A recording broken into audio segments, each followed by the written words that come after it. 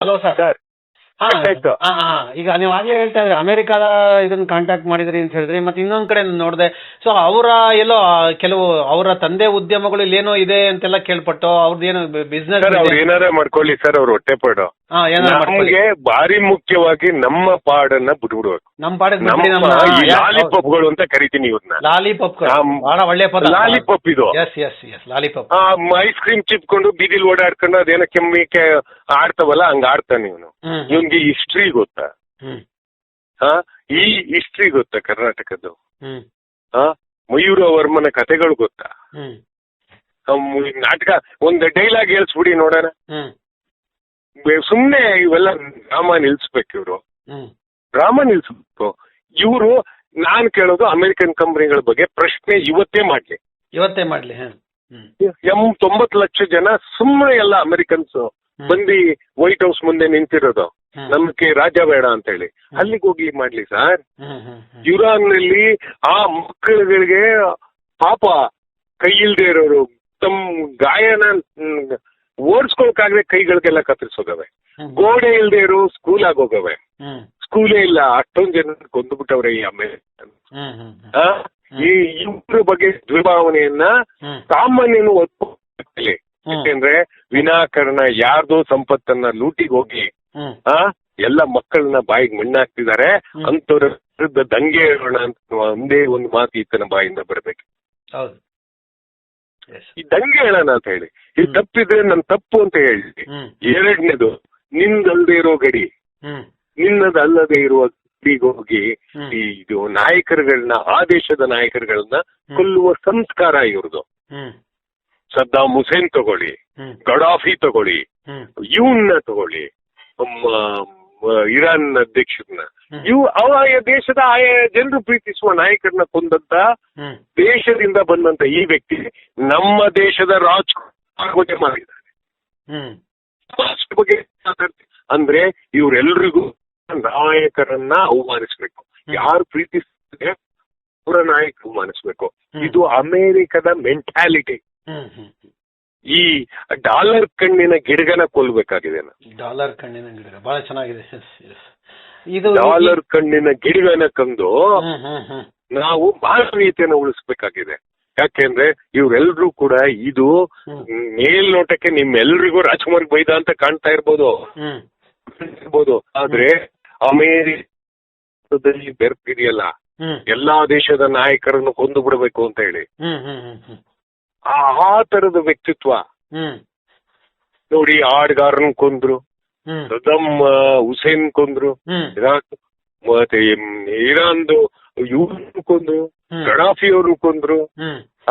Africa ದೇಶದ mineral ಸಿಗ್ತದೆ ಅವ್ರ ನಾಯಕರುಗಳನ್ನ ಕೊಂದ್ರು. ನಾನು ನಿರಂತರ ಯುದ್ಧದ ಪ್ರೇರೇಪಣೆಯನ್ನು ಸೃಷ್ಟಿ ಮಾಡಿದ್ರು ತಮ್ಮ ಯುದ್ಧ ನೌಕೆಗಳನ್ನ ಮಾರ್ಲಿಕ್ಕೋಸ್ಕರ. ಆದ್ರೆ ನನ್ನ ಅಸ್ಮಿತೆ ಇರುವಂತದ್ದು, ನಮ್ಮ ಪ್ರೀತಿ ಇರುವಂತದ್ದು ಈಗ ಬುದ್ಧಿ ಕಲಿಸ್ಲಿಲ್ಲ ಅಂದ್ರೆ ಗೋವಿಂದ್ ಅವರು ಅವ್ರ ತಂದೆ ತಾಯಿ ಬಗ್ಗೆ ಕೆಟ್ಟದಾಗ ಮಾತಾಡ್ಬಿಡ. ನೀವು ಕಲ್ಲು ಹೊಡೆದ್ಬಿಟ್ಟು ಕಲ್ಲಡ್ಬಿಟ್ಟು ಗ್ಲಾಸ್ ಹೊಡೆದಿ ಒಂದ್ಸತಿ ರಿಪೇರಿ ಮಾಡ್ತೀವಿ, 2 ಸತಿ ರಿಪೇರಿ ಮಾಡ್ತೀವಿ, ಆಮೇಲೆ ಬಿದಿಗೆ ನಿಂತ್ಕೋತಿದ್ವು ನೇಡ್ಕೊಂಡು. ಯಾವನ್ನ ನಮ್ಮ ಮನೆಗೆ ಕಲ್ಲು ಹೊಡಿತಾ ಇರೋನು ಬೋಳಿ ಮಗ ಬಿಡಿ ಕಲ್ಕಮ್ಮತ್ ಬಾಯಿಗೆ ಬಂದ್ಬಿಡುತ್ತೆ. ಆ ರೀತಿ ಮಾಡಿರೋದ್ ನೀವೇ, ನಮ್ಮನ್ನ ಕೆಣಕಿರೋದ್ ನೀವೇ. ನಮ್ಮ ಸೌಜನ್ಯವನ್ನ ಯಾವಾಗ್ಲೂ ಶಾಂತಿಯುತ ಸೌಜನ್ಯವನ್ನ ಕೆಣಕ್ತೀರಿ ಯಾಕೆ? ದೌರ್ಬಲ್ಯ ಅಲ್ಲ ಇದು. ಎಷ್ಟು ಅಂತ ಮಾಡೋದು? ಅವ್ರು ಬೈದಿದ್ದೇ ದೊಡ್ಡದ್ ಮಾಡ್ತಾ ಹೋಗ್ತಿದ್ದೀರಿ. ಅರೆ ನೀನ್ ಯಾವನೋ ಯಾವ ದೇಶದವನೋ ಇಲ್ಲಿಯ ಪ್ರಜೆನೂ ಅಲ್ಲ ಅಂತ ಹೇಳಿ ಕೋರ್ಟ್ ನೀನ್ ಹೋಗಪ್ಪ ಅಂತ ಹೇಳಿದ ಮೇಲೆ ನಾವು ಅದೊಂದು ವಸ್ತು ಅಂತ ಅಲ್ವಾ ಸರ್? ಅಲ್ಲಲ್ಲ, ಬಹಳ ಮುಖ್ಯವಾದ ಹಂತಕ್ಕೆ ಬಂದ್ರೆ ಈಗ ಕೋರ್ಟೇ ಹೇಳಾಗಿದೆ. ಇದನ್ನ ಇಟ್ಕೊಂಡು ಯಾರು ಸರ್ ಇವ್ರನ್ನ ಸಾಕ್ತಾ ಇರೋರು ಯಾರು? ಹೆಂಗೆ ಇದು? ಏನು ಹೇಗೆ ಇದು?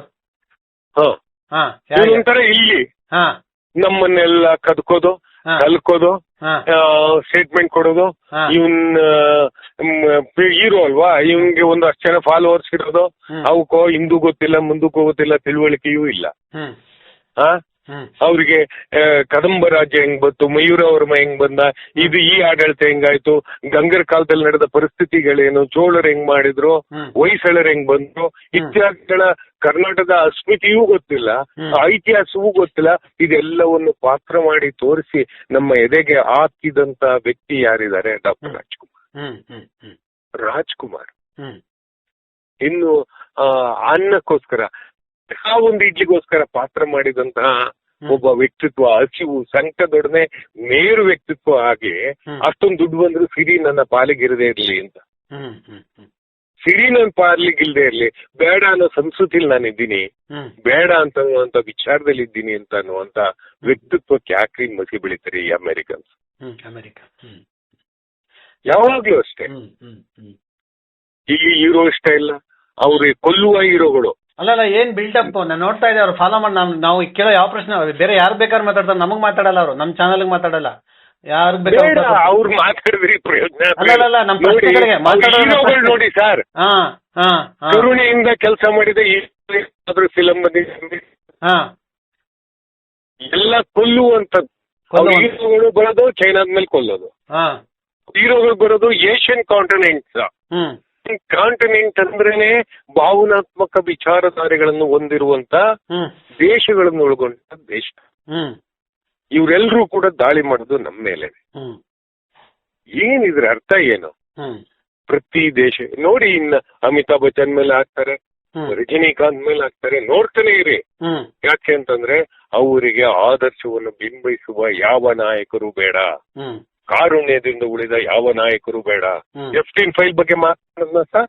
ಎಲ್ಲಿ ಮಾತಾಡೋದು? ಅಲ್ಲಿ ಮಕ್ಳಿಲ್ವಾ ಸರ್? ಹ್ಮ್ ಹ್ಮ್ ಹ್ಮ್ ಅಲ್ಲಿ ಭಾರತೀಯ ಹೆಣ್ಮಕ್ಳು 2 ಕಾಣೆಯಾಗಿದ್ದೇವೆ ಅಂತ ಬರ್ತಿದೆಯಲ್ವಾ ಸರ್? ಹ್ಮ್ ಆಯ್ತು, ಇವನು ಮೂಲಭೂತ ಸಂಜಾತ, ಇವನ್ ತಾತ ಮುಟ್ಟಿದ್ದರು ಅನ್ನೋದಾದ್ರೂ ಕೂಡ ಆ ಇಬ್ರು ವ್ಯಕ್ತಿ ಎಲ್ಲೋದ್ರು ಅಂತ ಆದ್ರೂ ಕೇಳ್ಬೇಕಲ್ವಾ ಸರ್? F-15 ಫೈಲ್ ಅಲ್ಲಿ ಎಸ್ ಸರ್. ಟ್ರಂಪ್ಗೆ ಮಗ ತುಂಬಾ ಉಗಿಬೇಕಲ್ವಾ ಸರ್? ಹ್ಮ್ ದೇಶದ ವ್ಯಾಕುಲತೆ ಒಂದು ಹಂತಕ್ಕೆ ತಲುಪಿಸಿ ನಮ್ಮನ್ನೆಲ್ಲ ರೊಚ್ಚಿಗೆ ಹೇಳಲಿಲ್ಲ ನಾವು. ಯಾಕಂದ್ರೆ ಅದು ರಾಜ್ಕುಮಾರ್ ಅವ್ರು ಕೊಟ್ಟ ಬಳವಳಿಯೋ ನಮ್ಮ ಸಂಸ್ಕಾರವೋ ಈ ದೇಶದ ಮಣ್ಣಿನ ಗುಣವೋ ಗೊತ್ತಿಲ್ಲ. ಆದ್ರೆ ಈ ದೇಶದಲ್ಲಿ ಈ ಸಂಸ್ಕಾರದಲ್ಲಿ ಅವನ್ಗೆ ಎಲ್ಲಿ ಸ್ಥಾನಮಾನ ಸಿಗ್ಲಿಕ್ಕೆ ಸಾಧ್ಯ ಇಲ್ವೋ ಇಲ್ಲಿ ಸಿಗ್ತಾ ಇದೆ ಅಂತ ಹೇಳ್ಬಿಟ್ಟು ಇಲ್ಲಿ ಅಸ್ಮಿತೆಯನ್ನು ಹೊಡೆದಾಕೋದಿದೆಯಲ್ಲ, ಸರಿಯಾದದಲ್ಲ. Yes sir. ಈಗ ನೀವು ಅಂತಿಮವಾಗಿ ಸರ್ಕಾರಕ್ಕೆ ಮತ್ತು ಈತನಿಗೆ ಬೆಂಬಲ ಕೊಡ್ತಾ ಇರ್ತಕ್ಕಂಥ ಏನು ಸೋಕಾಲ್ಡ್ ಏನು ಹೋರಾಟಗಾರರು, ಸೋಕಾಲ್ಡ್ ಸಮಾಜವಾದಿಗಳು, ಸೋಕಾಲ್ಡ್ ಸಾಹಿತಿಗಳಿಗೆ ನಿಮ್ಮ ಕೊನೆಯ ಎಚ್ಚರಿಕೆ, ಉತ್ತರ? ಪ್ರಶ್ನಿಸಬೇಕು, ಪ್ರಶ್ನಿಸಿ. ಒಂದು. ಹ್ಮ್ ಎರಡನೇದು, ರಾಜ್ಕುಮಾರ್ ಕೊಟ್ಟ ಜಾಗವ ಅದು, ಯಾರ ಹೆಸರಲ್ಲಿದೆ ಆ ಆಸ್ತಿ ವಿವರವನ್ನ ತೆಗೆಸಿ. ಈವನ್ ಟುಡೇ ಅದು ಸರ್ಕಾರದ ಆಸ್ತಿ ಹೆಸರಲ್ಲೇ ಇದೆ. ಅದು ಹೇಗೆ ವೈಯಕ್ತಿಕ ಆಸ್ತಿ ಆಗತ್ತೆ? ₹1 1 ಎಕರೆ ಕೊಟ್ರಲ್ಲಪ್ಪ ಪ್ರೇಮ್ ಲ್ಯಾಂಡ್ಸ್ ಅನ್ನ ಕಂಪನಿಗಳಿಗೆ, ಇವತ್ತು ತಬ್ಲಿಗಳ್ ಮಾಡಿದಾರಲ್ಲ,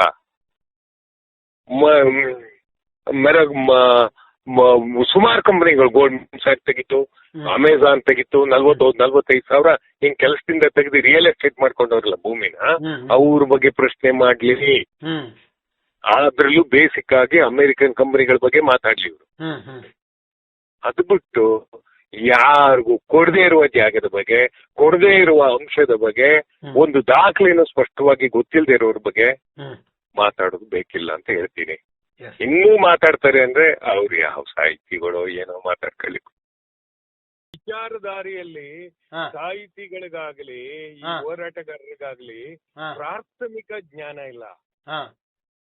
ಯಾಕೆ ಪ್ರಾಥಮಿಕ ಜ್ಞಾನ ಇಲ್ಲ ಅಂತ ಹೇಳಿದ್ರೆ, ಆ ಆಸ್ತಿ ಯಾರ ಹೆಸರಲ್ಲಿದೆ ಅಂತ ಗೊತ್ತಿಲ್ಲ.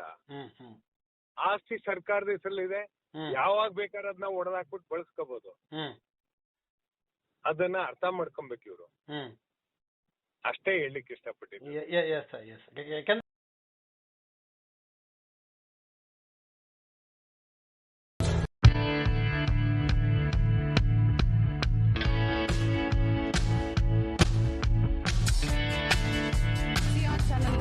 ನೋಡ್ತಾ ಇರಿ, ಸಬ್ಸ್ಕ್ರೈಬ್ ಆಗಿ, ಲೈಕ್ ಮಾಡಿ, ಶೇರ್ ಮಾಡಿ.